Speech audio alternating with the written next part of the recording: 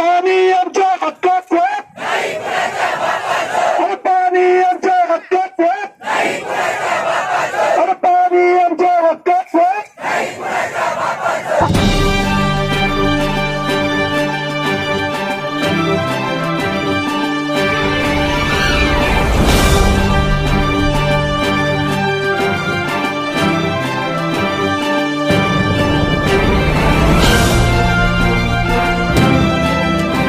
आप देख रहे हैं the Prime News Abdul Rahman के साथ। द प्राइम न्यूज की ताज़ा खबर के साथ मैं अब्दुल रहमान। बोरी अम्बेदरी धरना आंदोलन ने अब संगीन रुख इख्तियार करना शुरू कर दिया है। पिछले एक महीने से जारी इस आंदोलन ने उस वक्त संगीन रुख इख्तियार कर लिया जब उस जगह एहतजाज करने वाले एक किसान ने जहर पीकर खुदकुशी करने की कोशिश की, जिसके बाद उसे हालत बिगड़ने पर हॉस्पिटल में दाखिल किया गया है। अब ये आंदोलन आसपास के चंद गाँव का ना होकर पूरे तालुके का बनता दिखाई दे रहा है। दरअसल पिछले कई सालों पहले उस वक्त के लीडरान ने, जिनमें हिरे परिवार का नाम सरे फहरिस्त है, उस इलाके की जरूरत के तहत आसपास के पहाड़ी इलाकों और दीगर जगहों के बारिश के पानी को मुख्तलिफ रास्तों से लाकर बोरी अम्बेदरी इस जगह एक डैम की शक्ल देकर पानी का जखीरा महफूज करने के लिए अमली कदम उठाया गया था। बरसों से इस जमाशुदा पानी से आसपास के कई गांवों देहातों के किसान खेती बाड़ी करते हैं, साथ ही साथ रोजमर्रा के लिए इस पानी का इस्तेमाल किया करते हैं। मगर कुछ अरसा पहले मालेगांव आउटर के आमदार पालक मंत्री दादा भूसे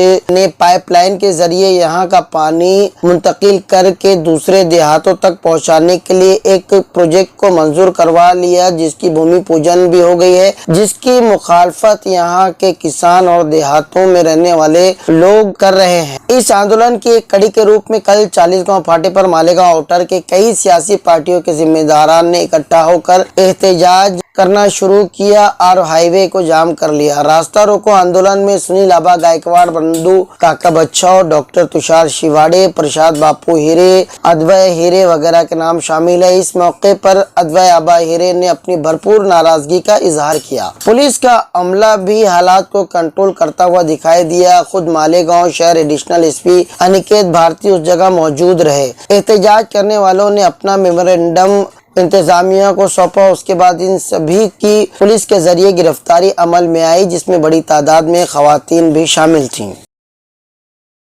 प्रथमतः मालेगाव तालुक्याच्या इतिहासामध्ये 70 वर्षात पहिल्यांदा महिनाभर मालेगाव तालुक्यातल्या शेतकऱ्यांना आंदोलन करण्याची वेळ आली आणि ज्यांच्यामुळे मालेगाव तालुक्यामध्ये स्थानिक लोकप्रतिनिधीच्या कार्यालयात जाऊन 20 पिढ्याची शेतकऱ्यांवर वेळ आली, अशा नरभक्षक पालकमंत्र्याचा निषेध करण्यासाठी मी या ठिकाणी होतो। सोशल मीडियावर ज्या काही पोस्ट फिरत आहेत त्याच्या माध्यमातून असं सांगितलं गेलं की हे आंदोलन माझं पुरस्कृत आहे। मुळात गेले 28 दिवस माझा या आंदोलनाशी कोणताही संबंध नाही। जसं बंडू काका भेटून आले, सुनील आबा भेटून आले, प्रसाद बापू भेटून आले, तसंच मी एकदा जाऊन त्यांना भेटून त्यांची विचारपूस केली। या पलीकडे माझा त्यांचा कोणताही संबंध नाही। मुळात ज्यावेळेला या तालुक्यातल्या शेतकऱ्यांना आत्महत्येची वेळ आली आणि शेतकऱ्यांच्यावर आत्महत्येची वेळ आल्याच्या नंतरचं आंदोलन आम्ही गेलो नसतो तर आम्ही आमच्या बापाच्या पोटचे म्हणायच्या लायकीत राहिलो नसतो आणि म्हणून या संस्थानाच्या शेतकऱ्यांच्यासाठी मी आलोय। आज इथं जे आंदोलन होत आहे, इथं जी गर्दी आहे ही सर्वसामान्य शेतकऱ्यांची आहे। याच्यामध्ये कोणीही राजकीय पक्षाचा कार्यकर्ता नाहीये। इथं सगळे पक्ष आहेत पण कुठल्याही पक्षाचा कार्यकर्ता नाहीये। जे तुम्ही सोशल मीडियावर सांगितलं तसं व्यक्ती द्वेष म्हणून माझा इगो जागृत करून जर मला आंदोलन करायचं असतं तर शेतकरी कर्जमुक्तीचं आंदोलन मालेगाव तालुक्यानं पाहिलेलं आहे आणि या आंदोलनामध्ये माझा इगो तुम्ही जागा करू नका हे निश्चितपणे मला त्यांना सांगायचं आहे। माझा इगो जर जागा झाला तर 50,000पेक्षा कमी लोक रस्ता अडवायला राहणार नाहीत हे माझ्या बापाची शपथ आहे। जोपर्यंत हिरे घराण्याचा शेवटचा माणूस या तालुक्यामध्ये जिवंत आहे तोपर्यंत एकही कालवा हा पाईपलाईन द्वारे जाणार नाही। आमच्या रक्ताच्या शेवटच्या ठिकाणापर्यंत तुमच्यासाठी आम्ही लढत राहू हे प्रामाणिकपणे मला तुम्हाला सांगायचं। बंडू काकांनी जे काही क्लिपच्या संबंधी बोलले मी पण ते ऐकलं आणि मला नवल वाटलं। म्हणजे मला इतके दिवस कळत नव्हतं की आपल्याला इतका बुद्धिमान पालकमंत्री मिळाला, इतका बुद्धिमान आमदार मिळाला आणि याला इरिगेशन खात्याने लाच मारून का हाकलून दिलं। आज कळलं की याचं इरिगेशनचं निर्णय होतो। लायकीचे होते. न्यूटनचा सिद्धांत मला माहित होतो, ग्रॅव्हिटीचा सिद्धांत आम्ही शाळेत शिकलो, तो न्यूटनचा शिकलो. म्हणजे पृथ्वी आकर्षणाने कसं पाणी जाईल, पृथ्वी आकर्षणाने कशा वस्तू जातील.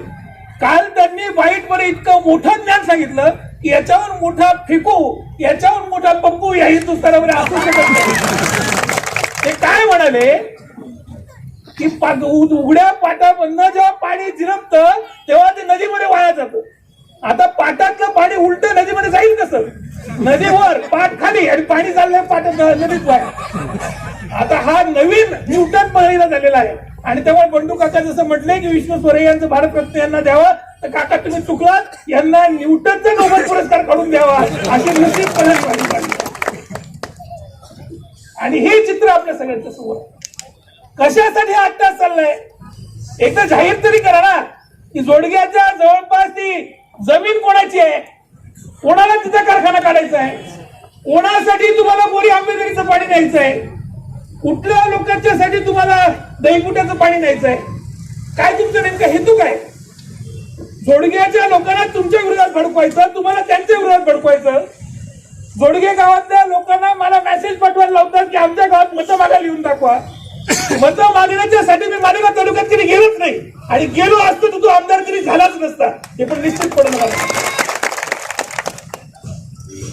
आज मालेगाव तालुक्यातल्या एखाद्या माणसाला मरताना पाहून, एखाद्या शेतकऱ्याला आत्महत्या करायला लावून जर आमदारकी मिळत असेल तर अशी आमदारकी मला नकोय आणि माझ्या 7 जन्मात मला आमदार व्हायचं नाही. आज तुमचं कर्तृत्व लोकांना माहितीये. 2-4 शेतकरी मेल्याने तुम्हाला फरकच पडणार नाही. का तुमची राजकीय कारकीर्द सुरू कशी झाली? तुम्ही हत्या केली, 302 तुमच्यावर दाखल झाला, तुम्ही तुरुंगात गेलात आणि मुळात खून केला म्हणून हा खुनी आमदार झाला. आणि मग त्या माणसाला ज्याला खून करून आमदारकी मिळाली त्या माणसाला तुमच्या आमचा खून पडला, तुमचा आमचा जर मुर्दा पडला, तुमची आमची जर आत्महत्या झाली तर काय फरक पडणार? आणि त्यामुळे मुळात माणसाच्या जीवाला यांच्याकडे किंमतच नाही आणि म्हणून जीव देऊन होणार नाही.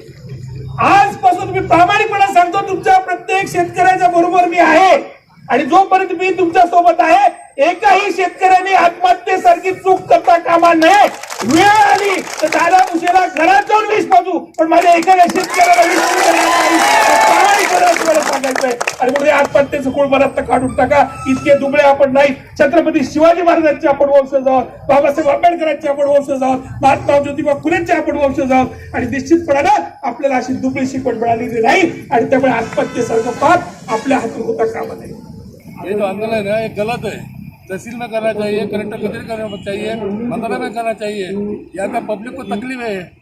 ये पब्लिक आम जनता है, इतने लंबे से आ रहे सफर करके, बहुत कोई पास पैसा है, कोई भूखा है, घर पे जल्दी जाने का है, ये क्या लगा दिया है, गलत है. दीजिए इजाजत, देखते रहिए द प्राइम न्यूज मेरे यानी अब्दुल रहमान के साथ.